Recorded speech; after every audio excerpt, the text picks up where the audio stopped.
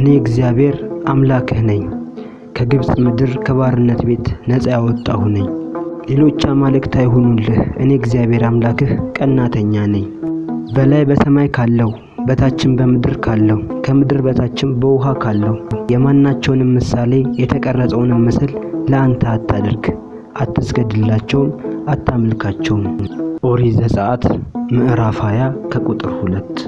የተቀረጸ ምስል ማለት ምን ማለት ነው? እነዚህንና 10ቱ ትእዛዛትን በሰፊ ማብራሪያ ለተዋህዶ ልጆች ከእግዚአብሔር አምላክ በቀጥታ በሙሴ አማካኝነት ለእስራኤላውያን የተሰጠ ሕግ ነው። የተሰጡትም እስራኤላውያን ከግብጽ ከወጡ በ3ኛው ወር ፋሲካን ካከበሩ በ3ኛው ቀን በደብረ ሲና ሰፍረው ሳለ ነበር።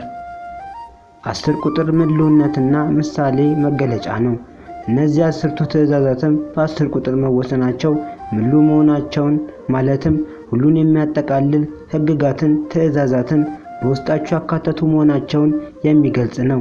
ሕግጋትና ትእዛዛት ሁሉ በእነዚህ 10 ትእዛዛት ውስጥ የሚጠቃለሉ ናቸው። እነርሱም የሚከተሉት ናቸው። እኔ እግዚአብሔር አምላክ ነኝ። ከግብጽ ምድር ከባርነት ቤት ነፃ ያወጣሁ ነኝ። ሌሎች አማልክት አይሁኑልህ።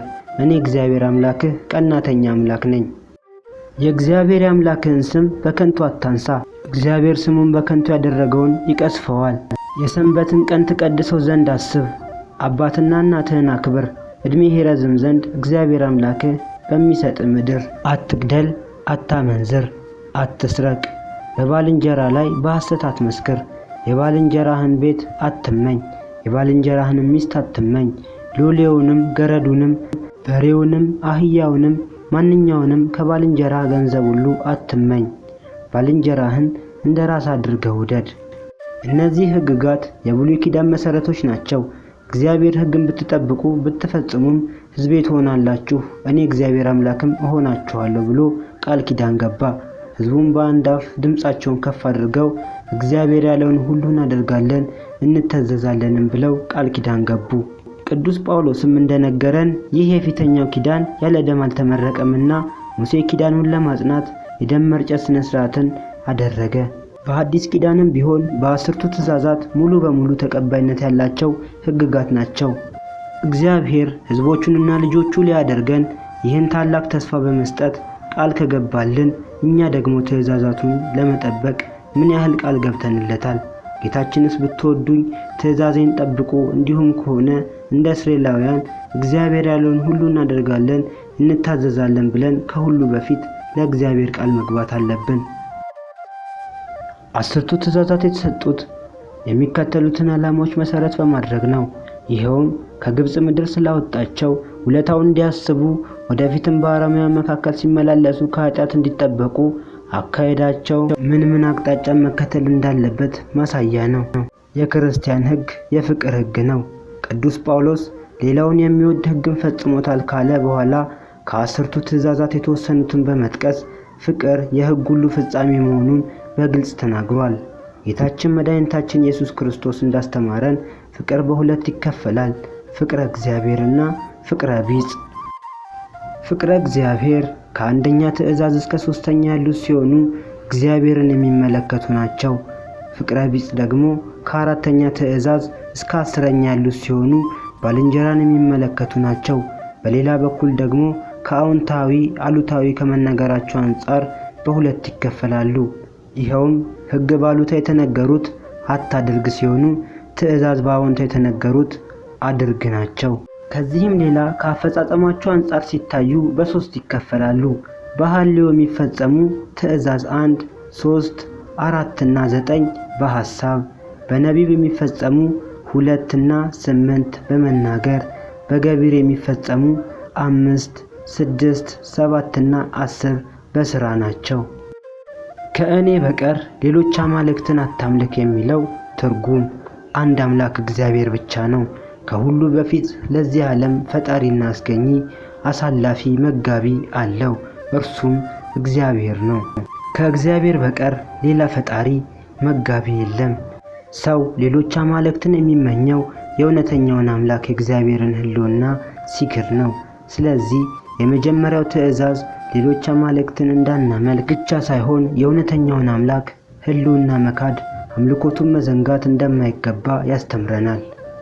እግዚአብሔር ትላንትናም ዛሬም ወደፊትም ያለ ነው። እግዚአብሔር መንፈስ ነው፣ ስለዚህ አይወሰንም።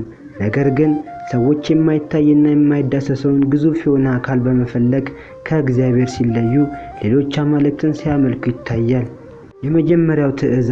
የመጀመሪያው ትእዛዝ ግን ይህንን እንዳናደርግ ይከለክለናል። ይህ ሕግን የሚያፈርሱ ሰዎች ብዙ አይነትን በደል ይበድላሉ። ይኸውም የእግዚአብሔርን ለእግዚአብሔር የተባለውን ትእዛዝ ይለውጣሉ። ከቤተ ክርስቲያን አንድነት ውጪ ይሆናሉ። ተስፋ ቢስ፣ ሁሉ የጨለመባቸው ሆነው ይገኛሉ። ምልክት ከእግዚአብሔር በቀር ለማንም ሊሰጥ አይችልም፣ ደግሞም አይገባም።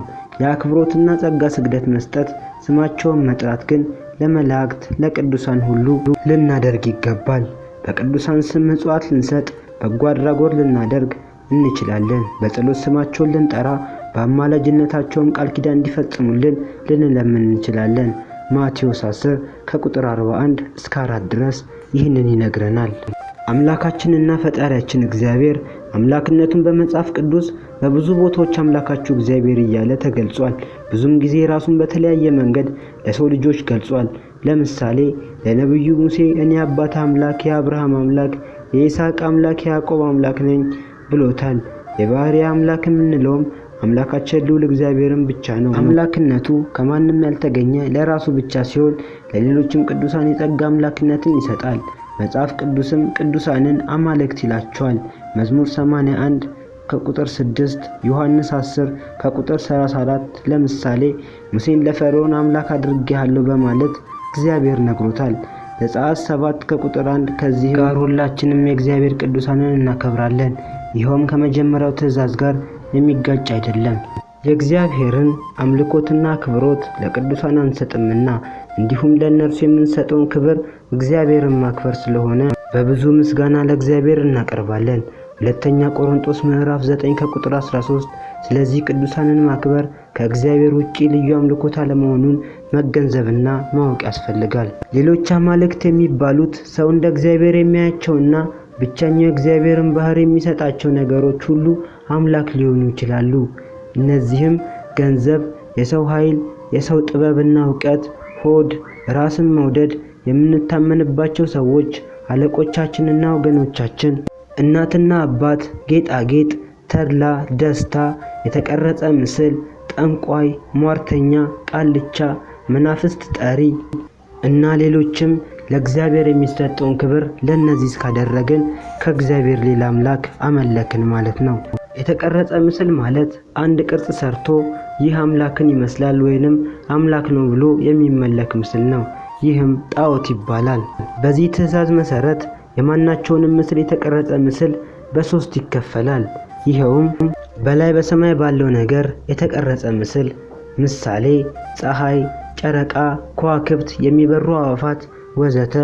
በታች በምድር ባለው የተቀረጸ ምስል፣ በወንድ መልክ ባሉ ነገሮች የተቀረጸ ምስል፣ ለምሳሌ በአሳ፣ በጉማሬ፣ በአዞ ወዘተ ተመስሎ የተቀረጸ ምስል ወይንም ጣዖትን በሚመለከቱት ነገር ሊሰራ ይችላል። በማዕድን፣ በወርቅ፣ በነሐስ፣ ብረት፣ ብር በማስቀረጽ እንጨትን በመጥረብ ድንጋይ በማለዘብ ምስል ቀርጾ ጣዖትን ማምለክ የአሕዛብ የአረማውያን ልማድ ነው። ነገር ግን እስራኤላውያንም ቢሆኑ ከግብጽ ምድር ያወጣቸውን አምላክ እግዚአብሔርን በመዘንጋት ብዙ ጊዜ ጣዖትን አምልከው እንደነበር ቅዱሳን መጻሕፍት ይነግሩናል። በዚህ በአንደኛው ትእዛዝ እኔ እግዚአብሔር አምላክ ቀናተኛ ነኝ በማለት እግዚአብሔር እንዳስረዳው ሰው ለእጁ ሥራ ሲንበረከክ በተመለከተ ጊዜ ዝም ብሎ አልተመለከተም። ብዙ ጊዜ ይቆጣ ነበር። ዛሬም ቢሆን እግዚአብሔር ቅጣት እንዳይሰነዘር የተቀረጹ ምስሎችን ማራቅ አለብን። ቅዱሳን ስዕላት በአብያተ ቤተ ክርስቲያናት ግድግዳ ላይ፣ በቅዱሳን መጻሕፍት ላይ፣ በሸራ፣ በገበታ፣ በብራና ለየብቻው ላያያዝ የሚመች ሁኔታ በቀለም ወይንም በጭረት ባለ ሁለት አውታር የሚሰራ ሲሆን በእግዚአብሔር ፍቃድ የእግዚአብሔር ስም በሚጠራበት ቦታ ላይ የሚቀመጡና ከቅዱስ ስዕሉ ባለቤት ተራዳይነትን በረከትን ለማግኘት የሚጠቀሙ የእግዚአብሔር ልዩ ስጦታዎች ናቸው። አምላካችን እግዚአብሔር ለሙሴ በሰጠው ትእዛዝ መሰረት ጠቢቡ ሰለሞን በእግዚአብሔር ትእዛዝ ታላቁን ቤተ መቅደስ በሰራ ጊዜ ስዕለ ኪሩብን አሰርተው በቤተ መቅደስ ውስጥ አስቀምጠዋል። በቤተ መቅደሱ ግንብ ዙሪያ በውስጥም በውጭም በሮቹ ላይ የኪሩቤልን የዘንባባ ጫፍ የፈነዳ አበባ አስመስሎ ስዕሎችን ሰርቷል። ሊቀ ነቢያት ሙሴም ከእግዚአብሔር ለታዘዘው መሰረት በአስሩ ቤተ መቅደስ መጋረጃዎችም እንዲሁም በስርየቶቹ መክደኛ ላይም ስዕለ ኪሩቤልን ሰርቷል። በዮሐንስ 3:14 ላይ ሙሴ እባብን በዓላማ እንደሰቀለ የሰው ልጅ የተባለ ጌታችን ኢየሱስ ክርስቶስም እንደሚሰቀል ቅዱስ ጳውሎስም የማታስተውሉ የገላትያ ሰዎች ሆይ በዓይናችሁ ፊት ለፊት ኢየሱስ ክርስቶስ እንደተሰቀለ ሆኖ ተስሎ ሲገጽላቸው እንመለከታለን።